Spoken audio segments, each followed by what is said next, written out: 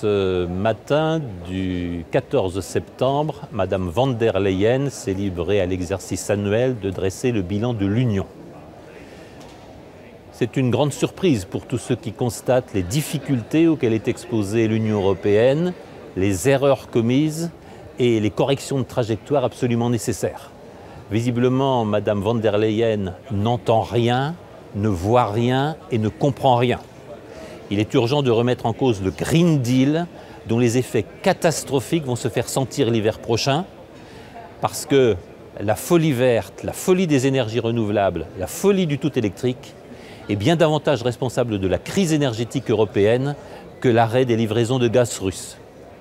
Nous savons qu'en matière de politique internationale, il est urgent de corriger une trajectoire de l'Union européenne qui aboutit à une catastrophe pour le niveau de vie des Européens, à une catastrophe pour l'indépendance des nations européennes et pour leur souveraineté.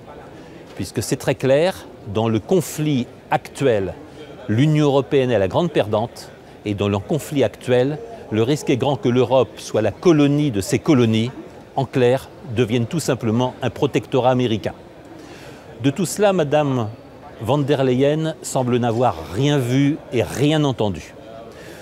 Mais ceci nous donne espoir. Ceci nous donne espoir parce que, un peu partout en Europe, le sentiment national, la demande de souveraineté et la demande d'indépendance est en train de se réveiller. Ça a été le scrutin en Suède de dimanche dernier. Ce sera le scrutin en Italie de la semaine prochaine.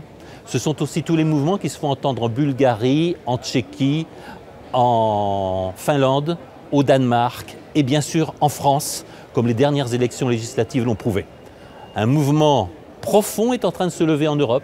C'est un mouvement pour l'indépendance de nos nations, c'est un mouvement pour le retour à notre pleine souveraineté, c'est surtout un mouvement pour un équilibre international dans lequel l'Union européenne prenne toute sa place, rien que sa place, mais toute sa place, en toute indépendance, sans être subordonnée à aucune hyperpuissance.